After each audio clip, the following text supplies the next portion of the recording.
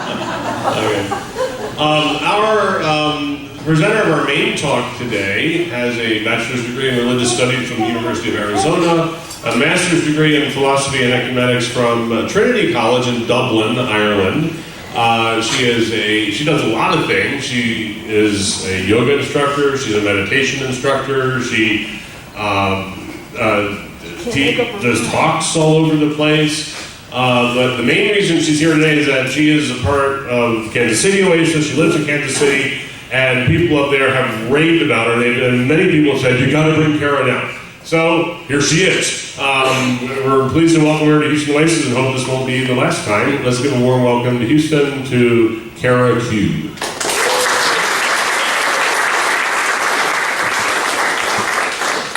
Thank you. What is that? I don't know which microphone I'm using. Thank you. I love hearing all your stories. It's the same in Kansas City. We hear each other's journey through religion, out of religion, maybe back in and then out again. I don't know. For me, I was raised in a Christian household, Presbyterian, but we were very focused on social action. We were not focused on beliefs. I didn't know really that believing Jesus died for your sins was part of Christianity. That wasn't how I was raised. So when people told me that, I didn't understand that. To me, it was caring for the poor. It was taking care of the least of these. It was getting active. This talk is a little personal for me. My father was a sanctuary worker. I remember when I was growing up, him coming home late at night, struggling with how to help these people, where to put them, how to deal with their paperwork, how to get them homes, how to get them health care. And I remember the trial. My father took me out of school for 3 days in the 6th grade. And he drove me down to the courthouse and he would say, I know you don't understand now, but one day you'll get why I did this. And I didn't for a long time. I probably forgot like everybody else. I mean, who's really heard of sanctuary? I'm sure none of you were taught in your high school classrooms about sanctuary. So I wrote my master's thesis about it because I didn't want to forget. And a large portion of my master's thesis is devoted to memory and how we forget. And if you keep certain memories alive, it helps you for the future. So how you create a social justice movement is based on how social justice movements were created in the past. So if you forget it, we fumble. So I'm here to talk about sanctuary because I believe in some ways we might be here again, or we might be in a version of what it used to be. So we all have to get ready and care for the least of these, whether we're Christian or not. It's part of being a human. So that's the first reason I like talking about it. It's personal for me. Second reason is because most of us don't know about it. And the biggest thing to remember about sanctuary is it really did threaten the Reagan administration. It could have taken the whole thing down. And so to silence these people, they had to be very crafty about it. Because if they were to expose the wars of Central America, it was going to be very, very risky. The biggest question I want to ask is, how do you know when you are in the middle of a social justice movement? There's a very specific sign that happens. It's when you have to choose between morality and patriotism. And those two things shouldn't be mutually exclusive. Our governments should be ethical. And when that split and that rift happens, you either have to break the law or you have to love your country. And so this puts people in a very big dilemma, and this was the dilemma that people were put into. Sanctuary symbolically begins at the assassination of Oscar Romero. Oscar Romero was a liberal liberation theology priest in San Salvador. He knew he was at risk. The Catholic Church tried to silence him many times. He was one of a handful of very liberal priests and nuns at the time in Central America. They had built a coalition together. They knew what they were up against. They knew that they were kind of a threat to the whole Catholic structure. He knew that he could possibly die, and he said, "I will rise again in the Salvadoran people." And he did. During his funeral procession, the Salvadoran government set up snipers, and they killed 35 people. You can look at all of these pictures online. Just Google Oscar Romero funeral procession, you'll see it all. You can even see his assassination. He was killed in the middle of Mass during communion. Yeah, like we get how bad that is. So, the 1980s, you'll be thankful because I like to get very detailed. I originally took this lecture all the way back to the Spanish invasion, so let's just focus on the 80s.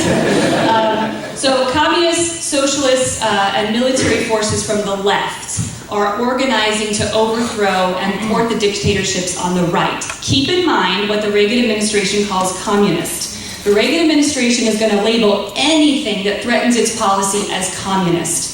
Many nationalistic movements, even if they're religious or not, tend to have communist kind of, shadows to them. It doesn't mean that the government that they're going to set up is going to be communism, but this tends to happen. This happened in Cambodia as well.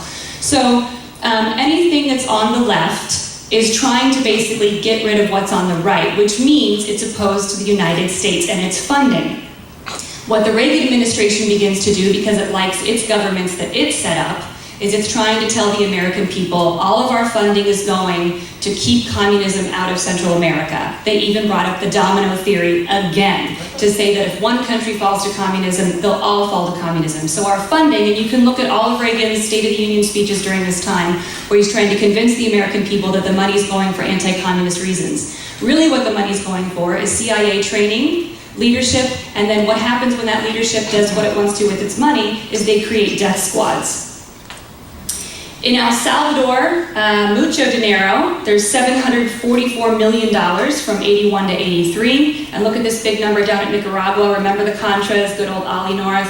$1 billion by 1988 ends up in Nicaragua. They're buying flamethrowers. There was a scorched earth policy, so they were burning out the jungle to get rid of people, because what the left would do is they would recruit people from the indigenous populations for their guerrilla movements. And it was also a way to help them. They had basically been under slave labor since the Spanish invasion. So they were trying to get better equal rights and better pay and more of a living wage for everyone in the country. So they did recruit heavily from the indigenous.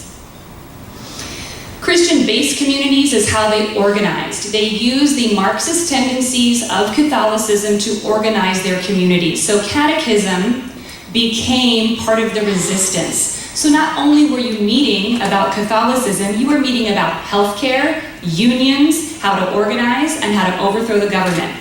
So these meetings became very suspect. They were meeting in dark, dingy basements, as most resistance movements do. And basically, the death squads would kind of infiltrate these communities. They had secret spies, and if you were caught, your whole family was implicated. This was very serious. People were under extreme threat for being just Catholic. And also the US government would not call these people Catholics or Christians, they would call them activists. If you remember Jean Kirkpatrick in the middle of her testimony at the UN, when the 4 American nuns were killed at the border, she said they were activist nuns, as if that meant anything different than being human beings. The way America learned about what was happening in Central America happened on July 4th weekend in 1980 in Organ Pipe National Monument. That's a little south, kind of in Ajo, south of Tucson. 27 people were discovered, 13 of them had died from dehydration. Coyotes are people that bring people over the border. They get paid to do this. Some coyotes are good, some coyotes are bad. This one was horrendous. These people, there's evidence of possible cannibalism beginning. Some of them were beaten to death out of delirium by skeletons of cactus. They had beaten them to death. They were covered in cold cream and lipstick to keep out the sun. So it was a very desperate situation that the police came upon. The survivors were taken to the University of Arizona Medical Center, and these people refused to speak to anyone. But what the doctors noticed is that these people were a little different than most of the people coming over for work. These people had no connections in the States. They had no idea of what work to get. They didn't even speak of work. They were dressed differently, and they were indigenous. Some of them didn't even speak Spanish. So the doctors noticed immediately, this is not normal kind of migration from Mexico. This is something else is happening. And when the people refused to speak about their situation, they knew they would speak to clergy. So the most obvious person at this time to call upon was Reverend John Fife. He was the head of Southside Presbyterian Church in Tucson, Arizona. And he knew that in the Mexican community, which was in South Tucson, the way to garner respect was to be Catholic, but he was Presbyterian, but he wore clerical garb, and he learned Spanish eventually, and he was very much respected in the community. So John Fife came and interviewed the people at University of Arizona Medical Center. There he is. He's a family friend of ours. I got to interview him for our thesis. He's very gentle and kind. He wears cowboy boots and a big belt buckle with turquoise. He's a wonderful, wonderful person. He was educated by German theologians who told him repeatedly, do not be a good German. If this happens in your country, if it happens in your situation, speaking of the Holocaust, make sure you know what to do, make sure you know what side you're on. This was drilled into him over and over and over again. He was active in the Vietnam protests. He marched with Martin Luther King at Selma. And he was a leader nationally in the Presbyterian Church. He also knew, again, to garner respect, to make friends with the Catholic community. So he was friends with Father Ricardo Elford in the other Catholic church in South Tucson. The other figurehead in this movement was Jim Corbett. So Fife and Corbett do not know each other at this time. They end up becoming friends and solidifying the movement together. Jim Corbett was a goat farmer and a philosopher, and that's exactly how he would say, I'm just a humble goat farmer and philosopher. He has his master's degree in philosophy from Harvard. You do not want to get in an argument with him. He will slay you.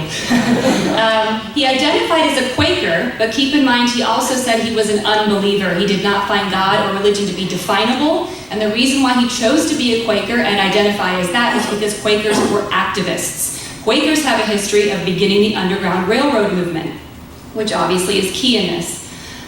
So he ends up getting into this movement because his friend James Dudley stops by his house one night and he looks as if he's seen a ghost. Pat Corbett, Jim Corbett's wife, invites him in, says, let's have dinner, talk to us, what's happened? James Dudley had picked up someone walking along the border. It turned out to be a Salvadoran refugee. And the Salvadoran refugee speaks with James in Spanish about what's happening in Central America, how he has escaped torture, how his family has been killed, how his sisters have been raped, his children have been taken from him, he doesn't know what else to do. Please don't let me get caught. If I get sent back, I will be killed. James Dudley has no idea what this man is talking about. And of course, inevitably, as they're driving, they get pulled over by Border Patrol, and the man gets taken into custody with the INS. Jim Corbett can't sleep that night. He gets very upset. He starts to make a bunch of phone calls, pretending to be the former mayor of Tucson, Jim Corbett.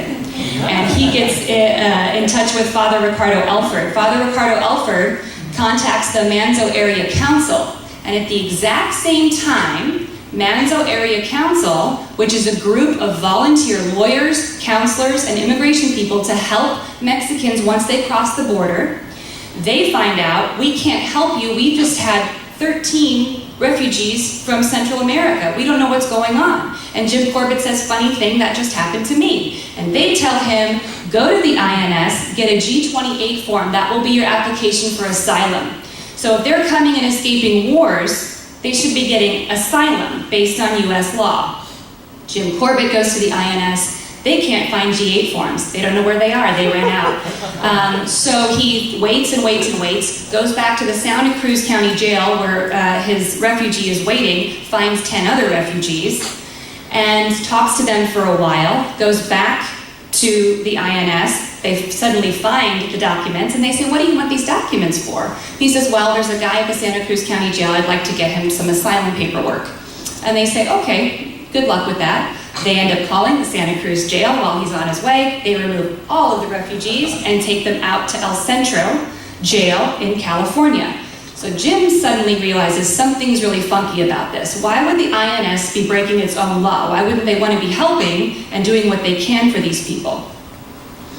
So over the next few weeks, as he's going back and forth between the Santa Cruz County Jail to see if more people show up and then going back to the INS office to get G28s, he sees INS agents ripping up filled out G28s, throwing them in the trash, putting them on the floor, and basically hiding people, not letting him know that they have them. He's constantly getting the runaround. So he starts to work with Manzo Area Council a little bit, and they start to realize that what's happening is the US is actively and purposefully violating the Refugee Act of 1980.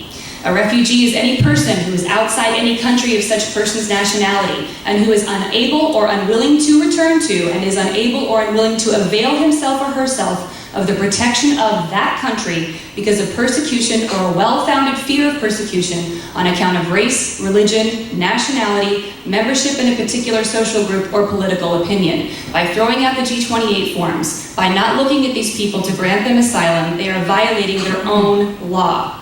And still, Jim has no idea why this is happening. The very same time, John Fife discovers the same thing. So Jim Corbett says, right, I'm going to take this in my own hands. He gathers up lawyers, he gathers up film crew, he gathers up reporters and counselors, and they head out to El Centro, California, a large prison camp where these people are being held. And what they find is just a swarm of Central American refugees. So clearly something is happening. They start to form their own Christian-based communities. In these interviews, the refugees begin to tell their stories, and these stories become very key in the movement. People just like you and me, meetings just like this, refugees would be lined up and they would tell their story and educate the public on a very personal level. And what they started to communicate as well is how they organized their own resistance. So Jim says, right, let's start our own Christian-based communities here in the United States, and let's start to raise consciousness. So, Fife, in a very famous story, as he begins to recognize the refugee problem, starts to invite the refugees into his church, but he can't declare sanctuary, he can't do anything like that because the Presbyterian Church is a democratic system. He has to get votes from the congregation to do that. He's already risking enough by giving these people food and a little bit of shelter.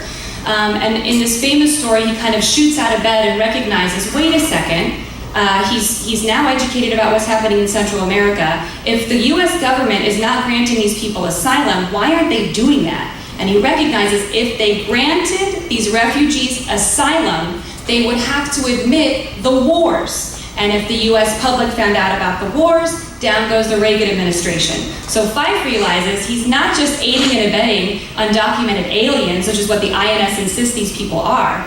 He's in violation of the whole administration. He could uncover all of the wars. And so he realizes he's in much deeper trouble than he ever thought, which makes him even more excited.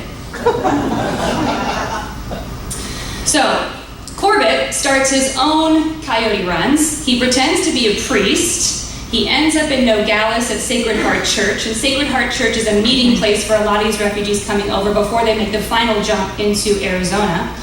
Fife wears his priestly garb, Corbett wears his priestly garb, speaks Spanish, and helps people into the church, gets them organized, and then tells them where to meet on the other side of the border. He also organizes his own Quaker bird watching group that helps people through the fence. He alone has helped over 350 people through the fence by the time this was all said and done. Corbett and Fife meet at what now starts to become sanctuary meetings amongst people all over Tucson and some also in Chicago and California. And Corbett says, we have to do this together. We have to form some kind of movement to take care of these people. Corbett is housing 20 refugees at his own house. This starts to threaten his marriage. And something needs to be done in a more organized fashion. So Fife decides, after he gets the congregational vote from his church, to declare sanctuary at Southside Presbyterian in Tucson, Arizona. They use the assassination anniversary of Oscar Ramiro's death, so March 22nd, 1982, the second anniversary, and they call other churches around the country so that they have built a coalition. They're not just the only one. 5 other churches do it the same day. They create an interfaith movement. There are rabbis and imams and other priests and ministers present. And luckily for the Tucson one, the INS was undercover across the street the whole ceremony of declaring sanctuary.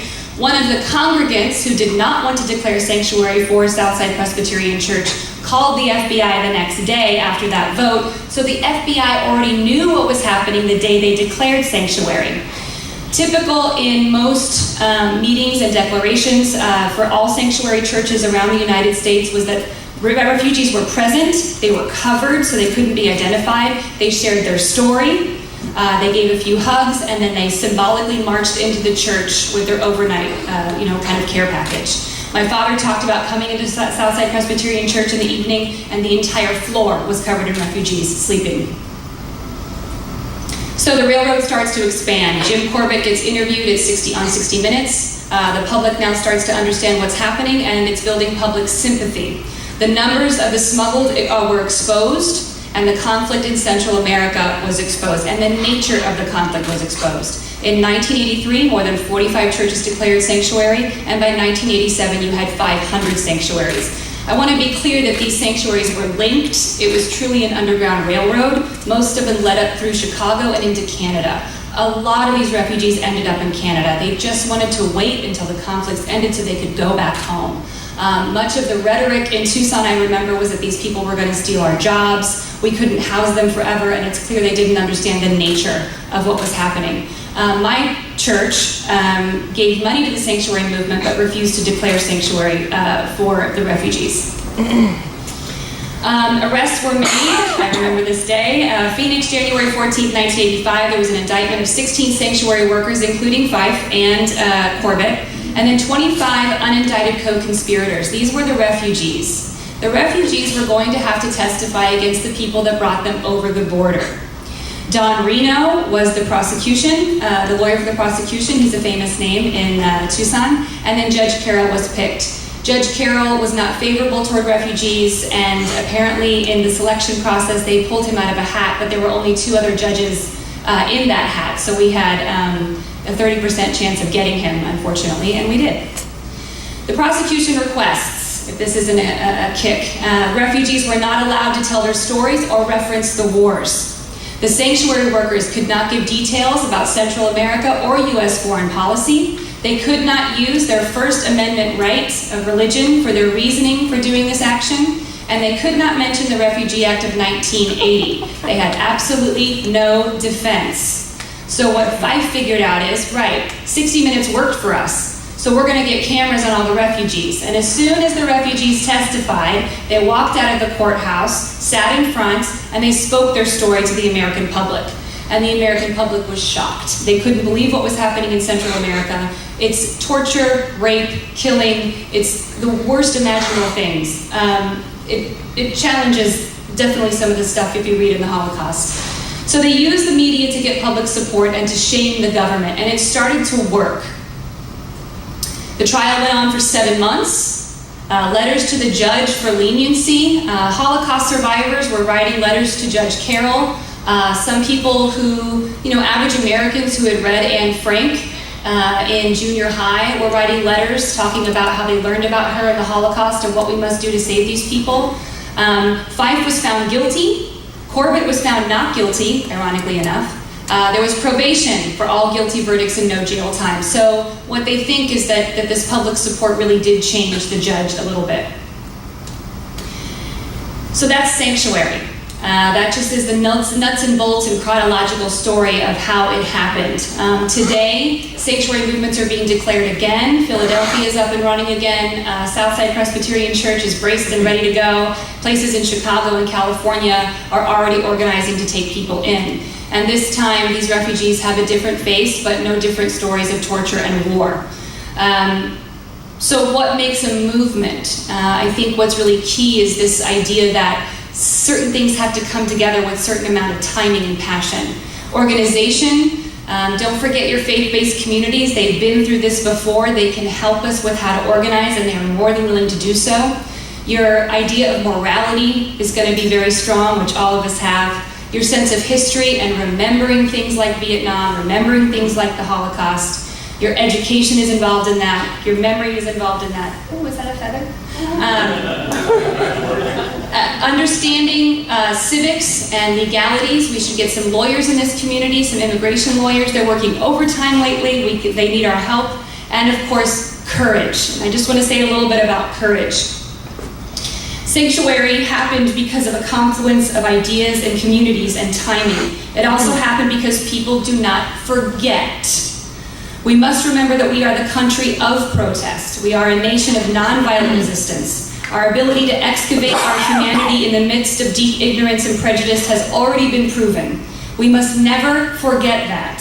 Furthermore, social justice movements are full of people who have been beaten, had their homes raided, they've been followed, they've had their phones tapped, they've been imprisoned, they've been humiliated, and for people like Gandhi and Martin Luther King, Fred Hampton of the Black Panthers, Malcolm X, and a slew of others, they gave their lives. So are we here now? And are any of you prepared to do the same thing? I don't think we have to answer that question today, but I think it speaks to the courage, the morality, the backbone, and the willingness of people that came before us to start looking if that's kind of in us to do that. What I do know is that when religious communities focus on the humanity rather than the doctrine, they get real work done. When they see themselves in the other, as liberation with theology would ask of them, they suddenly embody what their faith has asked of them all along. The secular humanist movement is uniquely poised in this climate to show communities of faith what their religion really means. God did not intervene at Auschwitz. The angels of heaven did not come to stop the death squads of Central America, and the Holy Spirit is silent in the face of impending environmental disaster. So who is it up to? The Messiah? Former refugee and Holocaust survivor Elie Wiesel would say and implore us to discover that we are the Messiah, the human. It is the human that saves other humans from other humans' atrocities. Human hands solve human problems.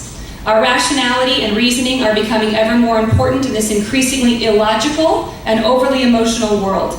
If it comes down to it, we must act. Your conscience and your identity as a member of the human race implores for you to care for your own kind. Thank you.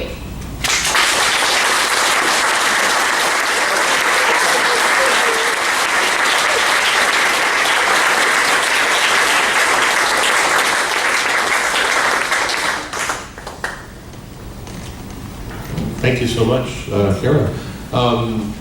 Another thing I forgot to mention is that Carrah gave a talk on Hinduism at Kansas City Oasis that has now nearly 55,000 views on YouTube, which is the most number of views of any Oasis talk ever. So, are there any questions or comments? I got one over here.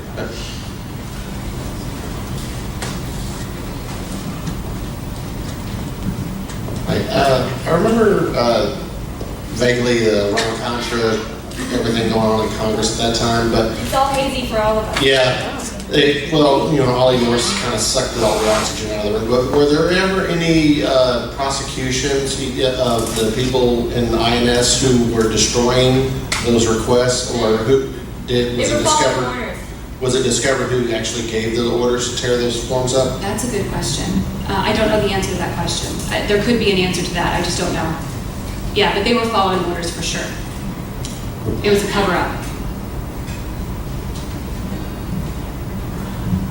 Hi, yeah, thanks for the talk. I have a question, just a definitional question. I'm not sure I really understand what it means for someone to declare sanctuary, so could you just explain that for a second? Okay, so you get organized. You have lawyers with you, you have your community, you have a leader, obviously, and you declare sanctuary in your place. So it can be a place of hiding, like a church, a mosque, or a synagogue, or you have people that literally give up their homes and they hide people in basements, which was true in Tucson. You have people working on the paperwork end of it. So as you bring them in, as they come across the border, and you've got networks of people who actually bring the people into your house, then the struggle is to get the paperwork done. How do you grant them asylum? Are they for sure a candidate for asylum? And then you have the lawyer end of it working. So to declare sanctuary means you have a network of people who are willing to care for these people until they have the proper paperwork to either stay in the country or unfortunately be kicked out again. Does that answer your question? Yeah, kind of, I guess a follow-up question. So you're saying like the CIA and the FBI, they all knew that these refugees were in this church. Why didn't they just go in? It's immoral still, maybe not with this administration. But this was a big question. Why didn't the government just storm the churches? But if they did that, the public opinion would turn instantaneously. It's a whole cover-up. They had to be very careful about how they behaved as well, as not to turn the American public against them. So the only reason why the churches and mosques and synagogues were not stormed was just this idea that these are safe havens, and they have been historically forever.